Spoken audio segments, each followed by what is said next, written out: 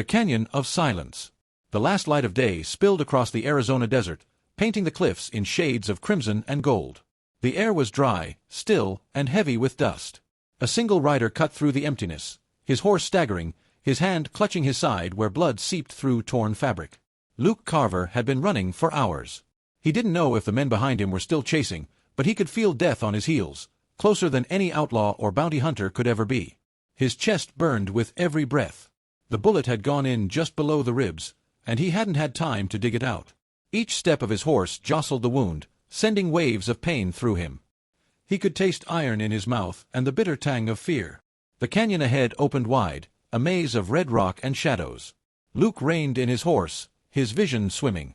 "Easy, boy," he whispered, though his own voice was fading. The world tilted. The ground came up fast. Then there was only silence and dust. He lay still, face down on the sun-baked earth, his breath shallow. The horse whinnied once, then bolted into the distance. Luke tried to move, but his limbs no longer answered him. He could hear the wind sighing between the stones, and the faint call of a hawk far above. He closed his eyes, thinking of the things he'd never finished, the brother he never made peace with, the promise to his mother that he'd come home one day, the ranch he'd dreamed of building. "Guess that's that," he murmured. His hand fell limp against the dirt. But someone else was watching. From a ridge above the canyon, a young Apache woman knelt in the shadows. Her name was Nayeli, daughter of a healer, and she had been gathering herbs by the river when she saw the rider fall. For a moment, she considered leaving.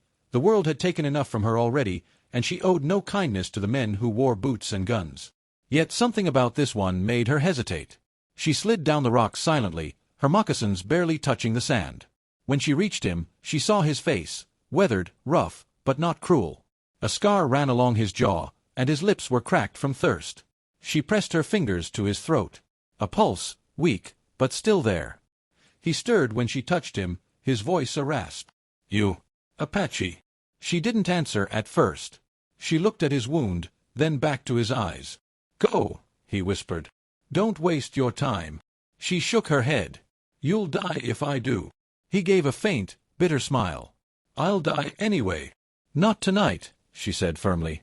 With surprising strength for her slender frame, Nayeli dragged him to a shaded hollow between two boulders.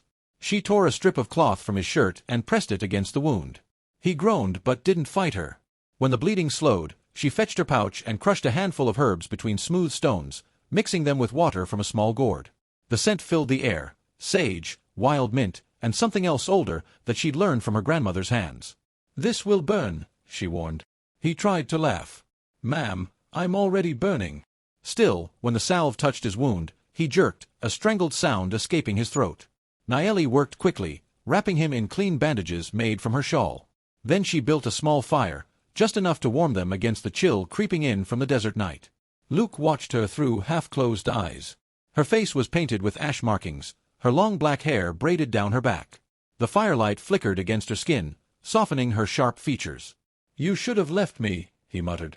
"I couldn't," she replied simply. "Why?" "I'm not your kin." Nayeli didn't look up from tending the fire. "The spirits watch," she said. "They see who we save, and who we let go." For a while, neither spoke. The desert grew quiet except for the pop of burning wood. Luke's mind drifted in and out of darkness. Once, he felt her hand on his forehead, cool and gentle, and he thought he heard her whisper in a language he didn't understand. When he woke again, the stars had come out, thousands of them, bright against the black sky. The pain was still there, but fainter now. His head rested on a folded blanket, and Nayeli sat nearby, watching him. "Still alive," he croaked. "Barely," she said. "You were lucky." He gave a weak chuckle. "I've been told that before." "Luck ends," she replied. Luke turned his gaze to the fire. "You got a name?" She hesitated, then said, "Nayeli." "That's pretty," he murmured. "Means something." "In my tongue, it means, 'I love you,'" she said, then quickly added, "but not for you." Despite the pain, he smiled. "Didn't think it was." Her lips twitched, the ghost of a smile. "Sleep," she said. "You need strength." He obeyed. As he drifted off, her voice followed him again, soft as the wind. "Stay with me. Don't go." It sounded like a prayer. Morning came cold and pale. Luke stirred to the sound of birds and the scent of smoke. Nayeli was already awake, grinding roots into powder beside the fire. When she noticed his eyes open, she handed him a cup made of bark filled with bitter tea. "Drink," she said. He sniffed it and grimaced. "Smells like horse sweat. It will help your pain." He drank anyway. The taste was awful, but it sent warmth through his veins. "Where are we?" he asked. "My people's land," she answered. "But they do not come here. This place is quiet. Forgotten. Then maybe I can rest a while." She glanced at him. "Rest, yes. But not stay. When you can walk, you go." Luke nodded slowly. "Fair enough." As the sun rose, color returned to the desert, gold sand, red stone, and endless blue sky. Luke watched her move gracefully, her steps light and sure. He could tell she had lived through hardship. Her eyes held stories she didn't tell.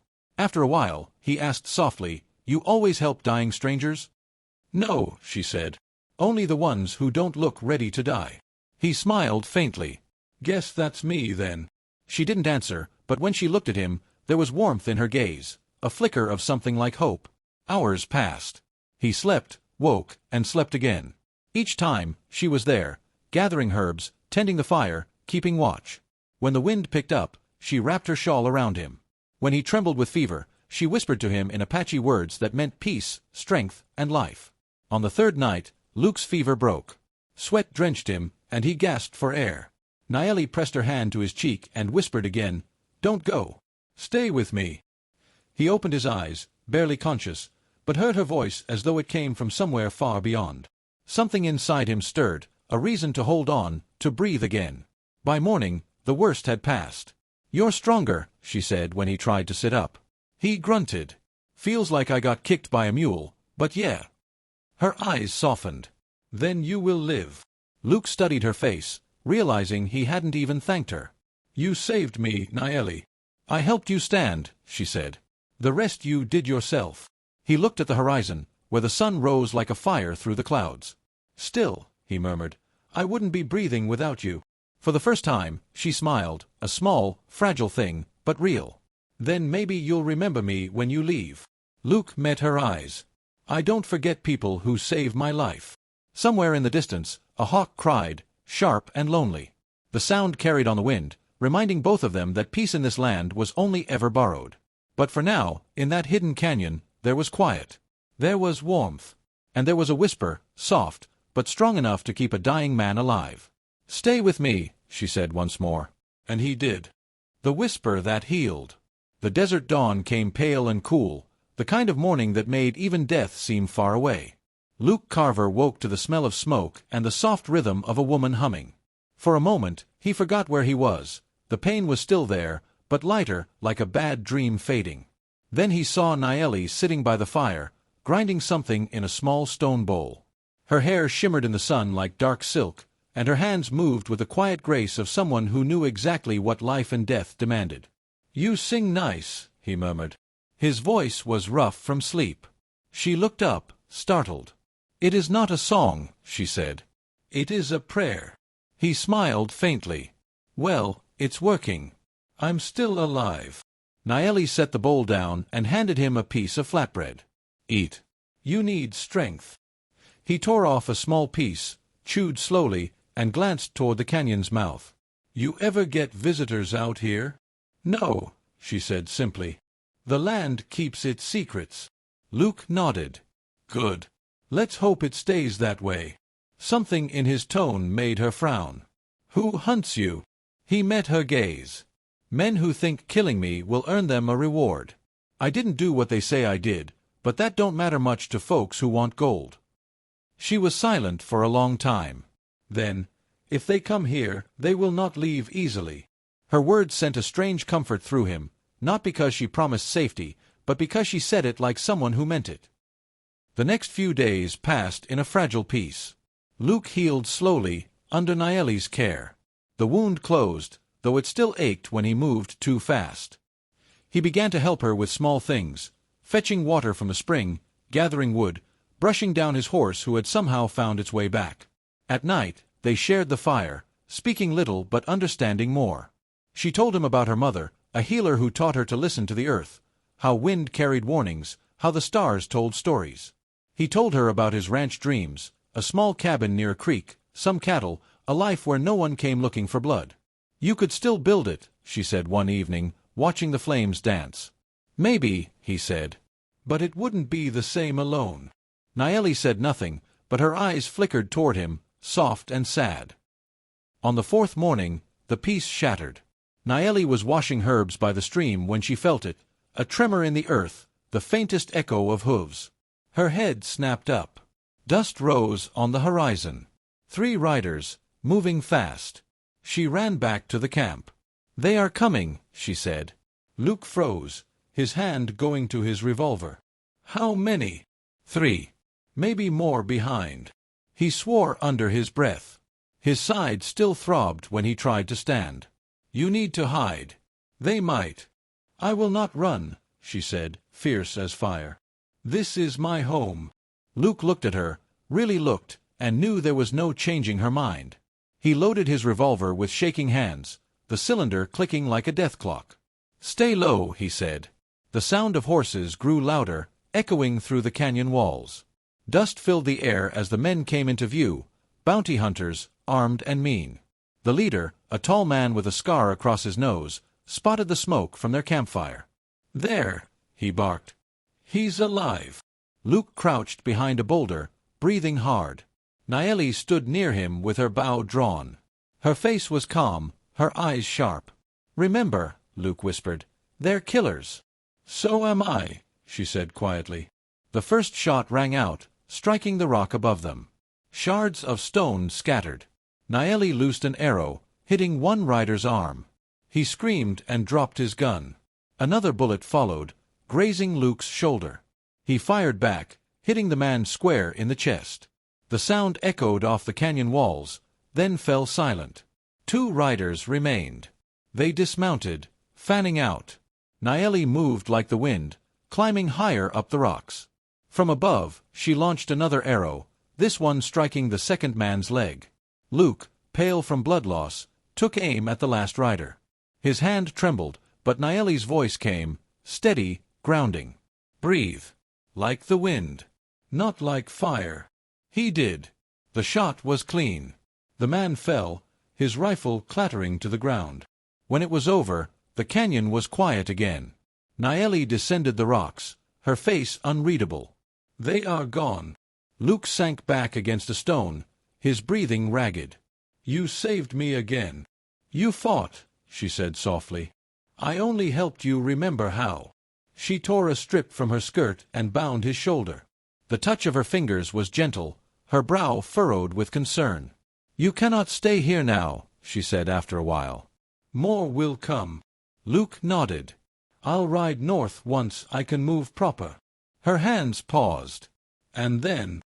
He looked at her, at the strength in her eyes, the quiet fire in her soul. "Then I find a place to start over. Maybe build that ranch after all." "You could," she said, "if your heart is strong." He smiled weakly. "It wasn't. Not until you whispered me back." She looked away quickly, pretending to tend the fire, but her cheeks flushed in the light. "Do not speak such things." "Why not?" he asked softly. "Because when you leave, they will follow me," she said. "Your world does not forgive those who help men like you. It is better if I forget your voice." He pushed himself up, ignoring the pain. "You think I could forget yours?"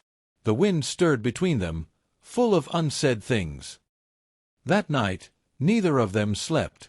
Luke sat by the fire, watching the stars. Nayeli sat across from him, silent as a shadow. Finally, he said, "Tomorrow I ride out." She nodded slowly. "Yes." "But before I do," he hesitated, then reached out his hand.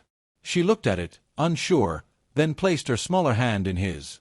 "Thank you," he said, "for saving my life. Twice." She shook her head. "I only gave you reason to fight. The rest came from you." He studied her face, memorizing every line. "You gave me more than reason. You gave me hope." The words hung between them like smoke. For a long moment, the world seemed to stop, the stars, the fire, even the wind. Then Nayeli leaned forward and whispered, so quietly he almost didn't hear. "Stay with me."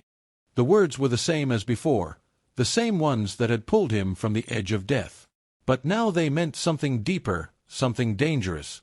Luke's chest ached, not from pain but from the weight of what he wanted. "If I stay," he said softly, "your people will hate me. The law will come." "Then go," she said, her eyes glistening. "But take my whisper with you." He reached out, brushed a tear from her cheek. "I'll carry it till my last breath." When the sun rose, the canyon glowed golden again. Luke saddled his horse, his body still weak but his heart full. Nayeli stood nearby, arms folded, her hair catching the morning light. "You have a long road," she said. "I've had longer ones," he replied. "This one feels worth riding." He mounted up, turned toward the open desert. For a moment, neither spoke. Then she called out, "Luke." He turned. Her voice broke slightly. "Live well." He tipped his hat, a faint smile on his lips. "I will. Because you told me to." And then he rode away, the sound of hooves fading into the wind, leaving only the whisper of a woman whose love had healed what bullets could not. Nayeli watched until he was just a speck of dust on the horizon. Then she closed her eyes and whispered once more to the wind, "Stay with me." The desert carried her words far, where perhaps he heard them.